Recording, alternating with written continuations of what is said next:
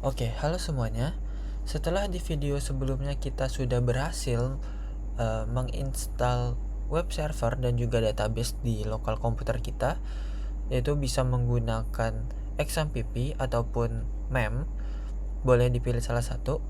Sekarang kita akan mulai untuk membuat struktur atau skema database dan juga membuat koneksi database dengan PHP. Oke, untuk service-nya kita bisa start dulu atau bisa kita running dulu.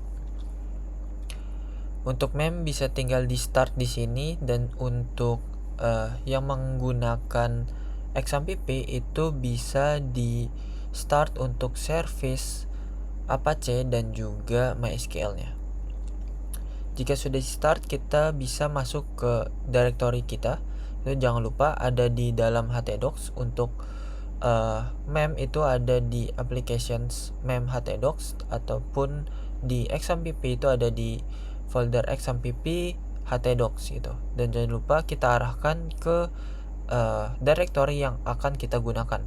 Contohnya saya di sini ke dalam, setelah dari htdocs ke dalam folder belajar, asdos dan juga pw2, dan folder pw2 ini yang akan digunakan. Oke, untuk foldernya boleh dibuka dulu ke dalam VS Code-nya atau kode editor favorit masing-masing. Di sini saya menggunakan VS Code. Ini sudah terbuka untuk folder pw2-nya. Jika belum, bisa di open folder, lalu diarahkan ke directory masing-masing. Oke. Nah, sekarang kita akan membuat struktur database-nya terlebih dahulu. Untuk membuat struktur database, kita bisa menggunakan bawaan yang sudah terinstall, yaitu adalah phpMyAdmin. Jadi di sini. Jadi kita bisa mengakses phpMyAdmin melalui localhost seperti ini. localhost/phpMyAdmin. Nah, ini adalah GUI atau user interface yang bisa kita gunakan untuk manage atau mengatur database seperti itu. Oke, di sini kita akan membuat struktur database atau skema database ini. Ada dua tabel, yaitu ada kelurahan dan juga pasien, yang nantinya disimpan ke dalam sebuah database namanya DB Puskesmas. Oke. Jadi sekarang di sini kita ke phpMyAdmin, bisa diklik new aja, atau kita juga bisa menggunakan terminal untuk mengetikkan sintaks SQL. Kita misalnya ada yang menggunakan terminal, bisa dibuka terminalnya, lalu bisa masuk ke dalam MySQL-nya. Jadi MySQL terus -u root -p, ini untuk yang user defaultnya. Lalu masukin passwordnya jika ada, jika tidak ada langsung enter aja. Jika sudah seperti ini kita bisa membuat database-nya. Contohnya seperti ini. Create database DB Puskesmas, seperti itu contohnya. Tapi saya tidak akan menggunakan terminal, tapi menggunakan phpMyAdmin. Untuk yang menggunakan terminal bisa disesuaikan nanti. Oke, jadi dari sini ke new, habis itu masukin nama database-nya, itu tadi DB Puskesmas. Untuk nama DB-nya boleh diubah atau disamakan juga boleh. Oke, lalu kita create, dan sekarang kita diminta untuk meng-create tabelnya. Untuk tabelnya tadi yang kita akan buat adalah kelurahan dan juga pasien. Kita akan buat untuk tabel yang kelurahan terlebih dahulu. Berarti di sini nama tabelnya adalah kelurahan. Untuk number columns-nya itu ada 3 di sini. Yang kita butuhkan ada 3. Jadi ini bisa kita langsung kurangi aja. Oke. Kemudian untuk kolomnya yang kita butuhkan itu ada ID. namanya ID, tipenya integer. Di sini kita bisa lihat di sini ID tipenya integer dan dia ini adalah primary key. Jadi di sini jangan lupa setelah di set namanya, tipenya, jika ada panjangnya, lalu jika primary key kita akan set di sini indeksnya adalah primary. Bisa di go aja. Nah, dan juga supaya dia tetap unik itu kita bisa gunakan di sini ada AI atau auto increment. Ini harus di checklist supaya dia unik. Lalu untuk yang kedua itu ada nama dengan tipenya itu adalah varchar dan panjangnya itu maksimalnya di 45. Kemudian terakhir ada kecamatan ID dengan tipe integer. Oke, di sini kita masukkan nama, tipenya tadi adalah varchar dan panjangnya itu 45. Oke, seperti itu. Dan terakhir ada kecamatan ID dengan tipenya integer. Oke. Jika sudah, boleh di save. Kita save dan sekarang di sini bisa dilihat ada database DB Puskesmas, lalu di sini ada tabelnya, di dalamnya ada tabel kelurahan. Sekarang kita bikin satu tabel lagi di sini. Di dalam DB Puskesmas itu ada new, itu untuk membuat tabel baru. Sekarang kita akan membuat tabel pasien. Tabel pasien itu memiliki kolom seperti berikut. Di sini ada pasien, ada ID-nya dan tipenya sama integer dengan primary key. Lalu ada kode dengan varchar 10, nama, tempat lahir, tanggal lahir, gender, email, alamat, dan juga kelurahan ID yang merupakan foreign key dan yang terhubung ke tabel kelurahan. Oke. Jadi kita buat dulu di sini. Nama tabelnya itu adalah pasien. Untuk isinya itu ada kolom ID dengan tipenya integer, lalu indeksnya adalah primary. Lalu kita buat auto increment lagi. Kemudian itu ada kode dengan tipe varchar. Kode dengan tipe varchar. Kita masukkan nilainya 10, value-nya, panjangnya. Lalu ada namanya, nama pasiennya, tipenya varchar dengan panjangnya 45. Kemudian ada tempat lahir dan tanggal lahir, tempel lahir,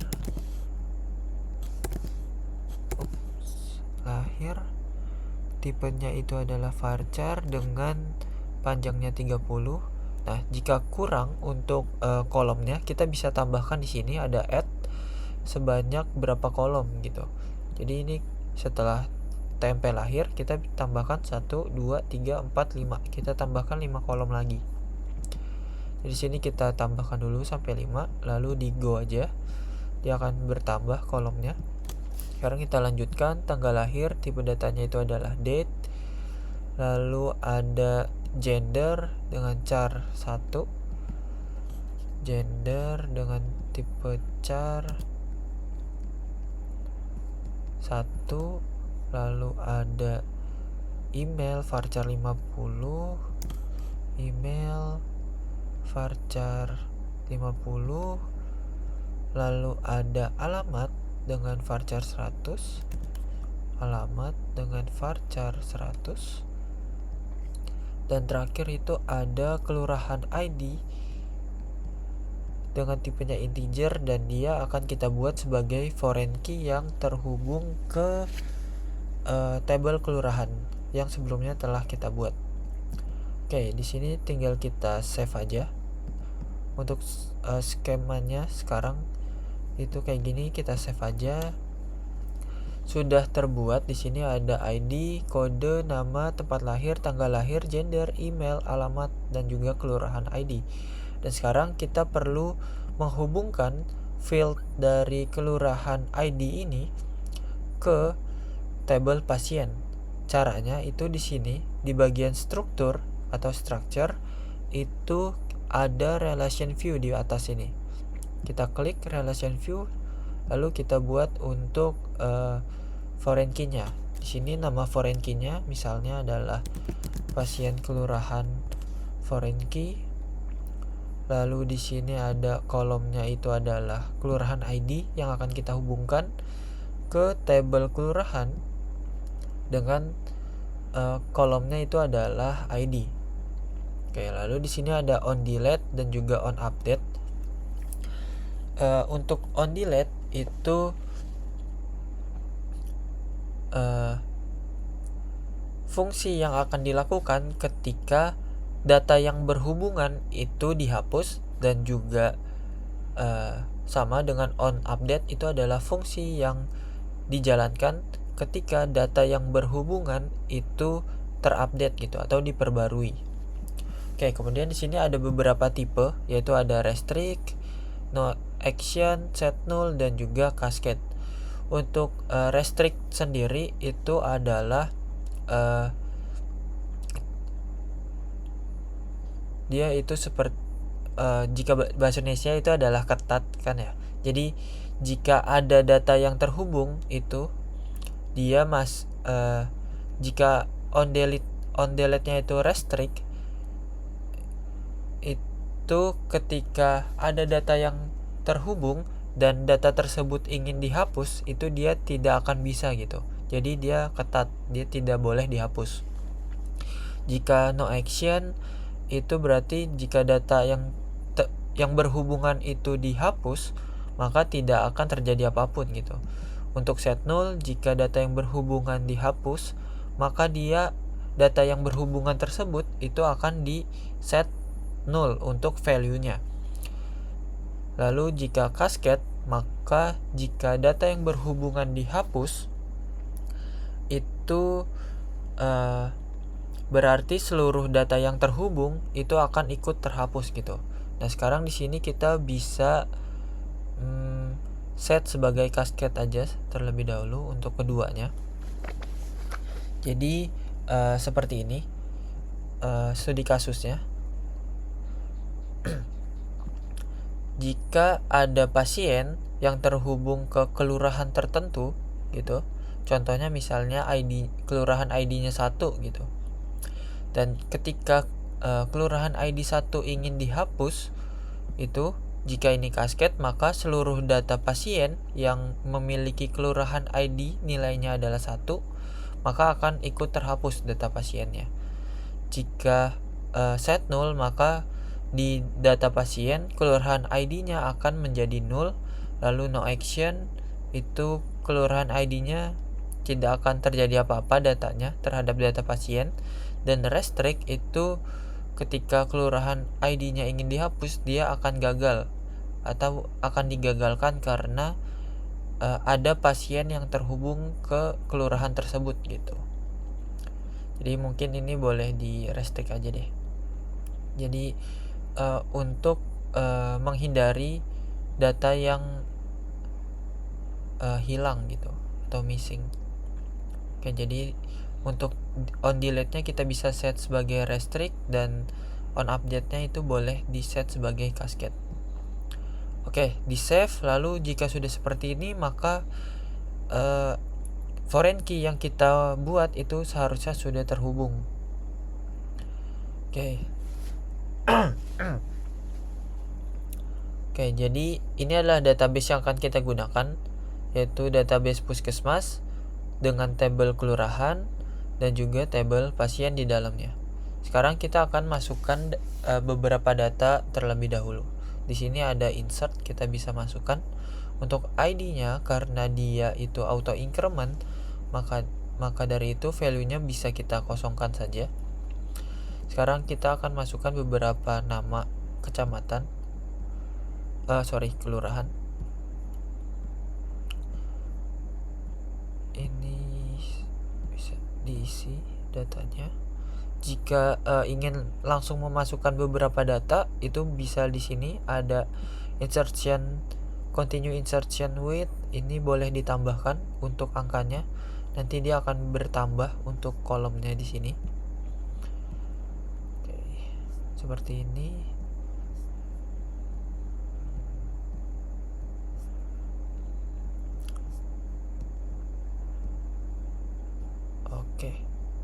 seperti ini. Kalau sudah, tinggal di go aja. Oke, ini datanya sudah masuk. Kita bisa lihat di sini. Di bagian browse itu datanya di sini sudah terlihat untuk ID-nya, namanya, dan juga kecamatan ID-nya. Oke. Sekarang kita akan tambahkan data untuk pasiennya. Sama, di sini juga ID-nya auto increment, jadi bisa dikosongkan saja. Di sini untuk kodenya itu bebas, boleh dalam bentuk seperti ini atau bebas mau dibikin seperti apa. Oke. Oh, sorry. Nama, tempat lahir, tanggal lahir kita kurangin aja.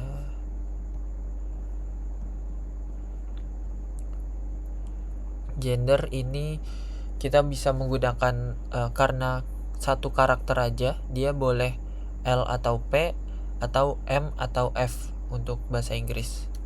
Jadi saya akan menggunakan L dan P. Jadi di sini adalah L. Emailnya boleh diisi, alamatnya ada. Lalu ini adalah salah satu bentuk jika foreign key yang kita buat tadi itu berhasil. Itu adalah di sini.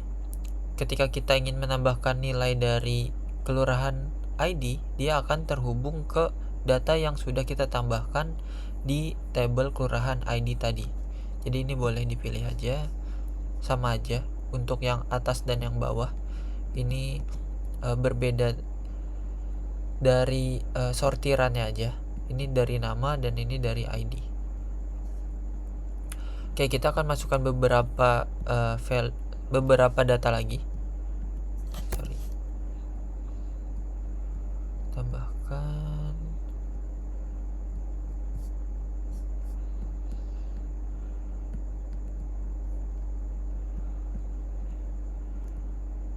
Oke.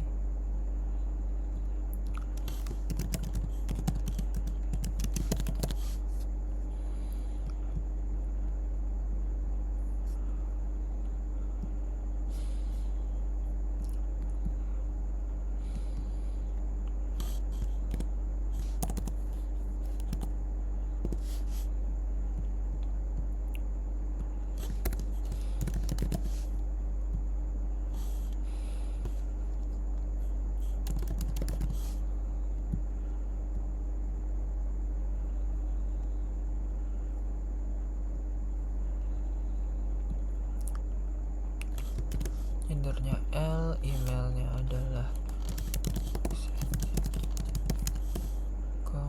alamatnya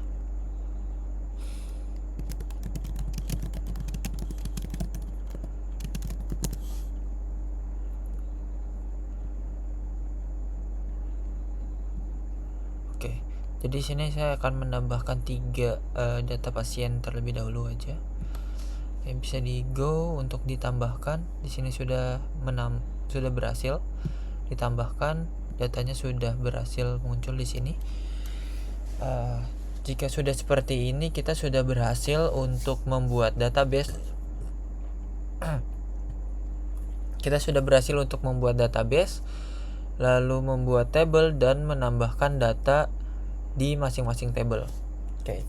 Sekarang kita akan lanjut untuk membuat koneksi dari PHP ke dalam ke database gitu. Oke. Jadi sini kita bisa buka dulu aja localhost, lalu arahkan ke directory yang kita gunakan. Tadi adalah belajar asdos/pw2. Oke, di sini. Sekarang saya akan buat satu buah file untuk membuat koneksi. Itu biasanya dinamakan db koneksi. Jangan lupa untuk ekstensinya kita menggunakan PHP. Lalu buka tag PHP di dalamnya. Oke. Untuk menghubungkan ke database, kita membutuhkan beberapa informasi. Informasi yang kita butuhkan adalah seperti berikut. Di sini ada host, DB, user, dan juga password. Oke, sekarang kita akan buat. Ini boleh pakai variabel atau boleh menggunakan konstanta di sini. Misalnya kita define, biasanya konstanta itu di nama variabelnya dituliskan dalam huruf kapital semua. Misalnya adalah host di sini. Lalu nilainya jangan lupa titik koma. Terus kita define lagi untuk nilai dari db name-nya. db name. Lalu ada user, kemudian password, dan terakhir ini adalah opsional, boleh ditambahkan char set. Oke. Ini boleh menggunakan user variable seperti ini, variabel biasa, atau menggunakan konstanta. Oke, di sini untuk hostnya kita hubungkan ke localhost karena masih di lokal kita. Lalu db name-nya kita samakan dengan database yang kita buat tadi, yaitu di sini adalah db puskesmas. Jika berbeda namanya bisa disesuaikan.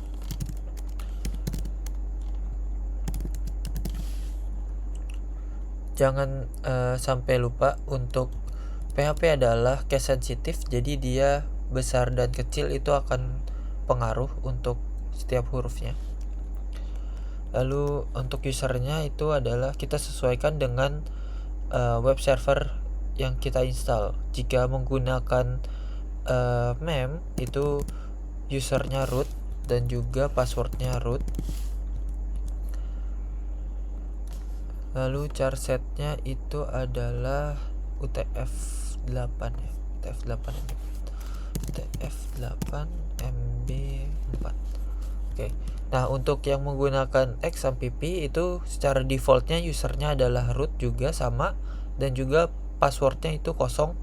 Jadi ini boleh dikosongin aja, jangan diisi spasi. Jadi boleh harus kosong aja seperti ini. Karena saya pakai mem, dia ada passwordnya itu root juga. Oke, setelah kita define untuk informasi yang kita butuhkan, sekarang kita akan membuat membuat koneksinya dengan PDO, dengan kelas PDO. Oke, di sini kita bisa membuatnya dengan DB atau koneksi,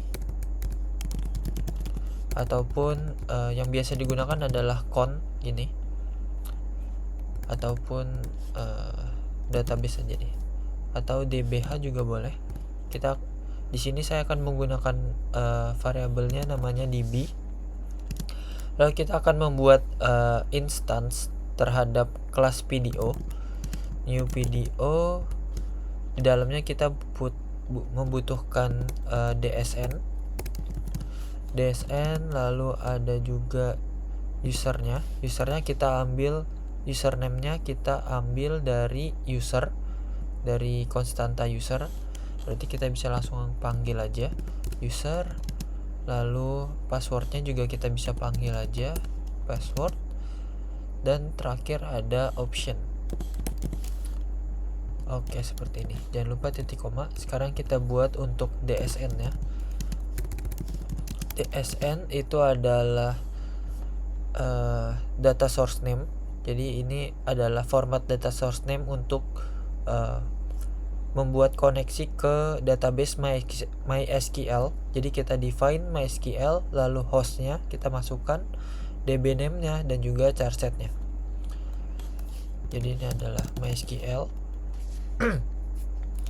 Lalu titik 2 hostnya sama dengan kita ambil dari konstanta di sini. Kita bisa pakai kurung kurawal. untuk memanggilnya di sini host. Di sini nggak bisa deh, kita harus masukkan, atau mungkin kita ganti aja, ini harusnya bisa, atau kita bisa ini host. Jika ingin disisipkan di dalam seperti ini, kita harus menggunakan variabel, user, variabel biasa. Oke, lalu kita gabungkan dengan host dbname. Oke, penulisannya diperhatikan. Lalu di sini adalah dbname, kita panggil. Kita gabungkan lagi dengan terakhir adalah charset.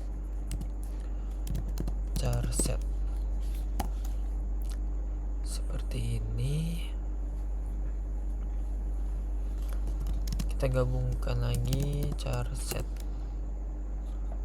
Oke.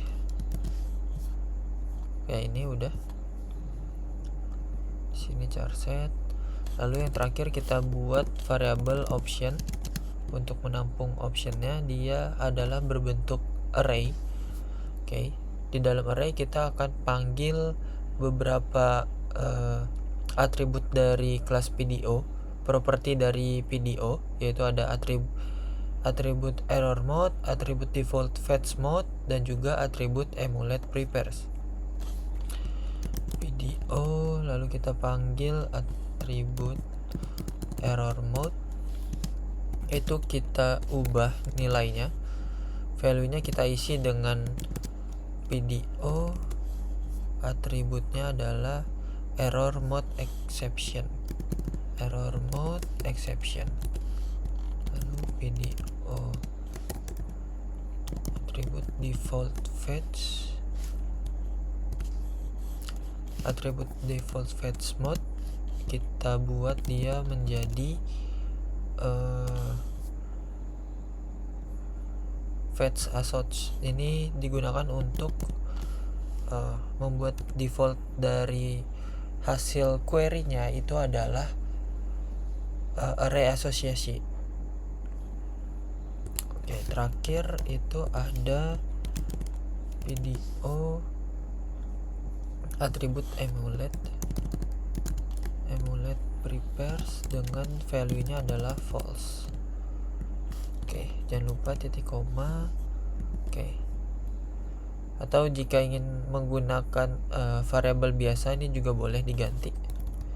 Bisa seperti ini. $host sama dengan localhost. Lalu ada dbname, db puskesmas, lalu ada $user sama dengan root, $password sama dengan root, lalu ada charset sama dengan UTF-8 MB4. Nah, ini tinggal kita sesuaikan aja. Ini biar panjang.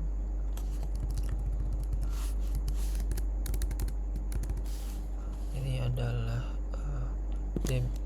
$host. Jadi jika menggunakan variabel biasa, ini bisa langsung disisipkan atau bisa juga menggunakan kurung kerawal seperti ini.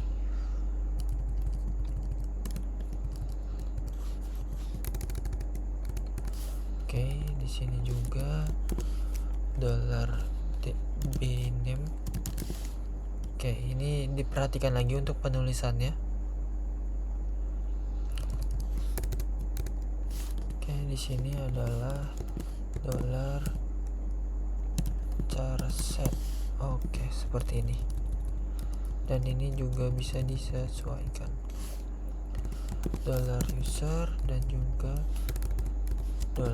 $pass. Ini seperti ini. Untuk menggunakan konstanta ataupun variabel biasa. Mungkin kita akan gunakan variabel biasa aja. Oke, jika sudah, sekarang kita bisa coba masuk ke dalam file db koneksi untuk melihat hasilnya. Jadi ini bisa kita refresh. Nah, di sini ada db koneksi muncul, boleh diklik aja. Oke. Jika kita lihat hasilnya itu kosong, tidak ada apa-apa karena kita tidak menampilkan informasi apapun.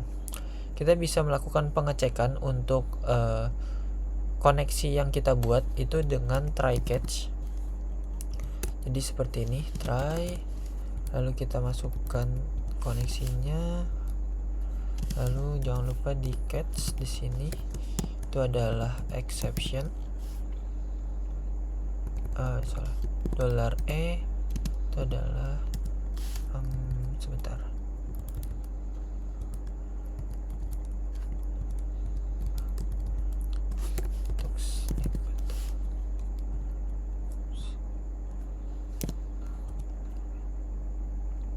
Seperti ini.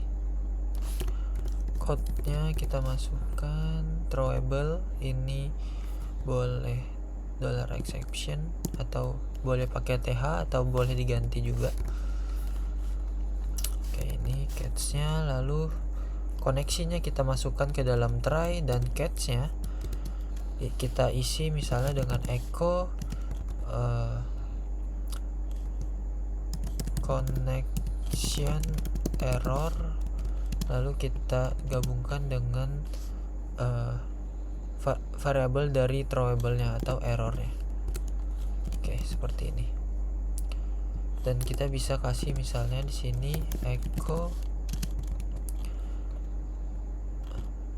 database connected misalnya. Jadi jika koneksi yang kita buat ini berhasil, dia akan lanjut menjalankan yang echo-nya. Namun jika gagal, dia akan menjalankan yang catch-nya di sini. Sekarang kita refresh. Nah, di sini muncul database connected. Jika misalnya nilainya di sini kita ubah, itu kita isi asal atau salah gitu, typo. Sekarang kalau di refresh itu bakal muncul connection error. Di sini bisa dilihat unknown database db puskes gitu. Karena kita punyanya adalah puskesmas.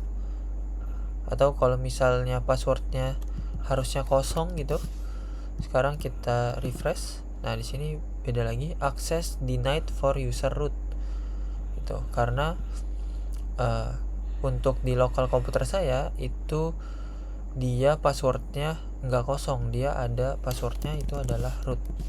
Jadi kalau misalnya nggak ada passwordnya atau passwordnya adalah kosong, jadi ini harus diisi kosong seperti itu. Oke, jadi kita sudah berhasil membuat koneksi database menggunakan PHP ke database MySQL. Oke, mungkin untuk video kali ini cukup sampai sini dulu. Kita akan lanjutkan di video selanjutnya.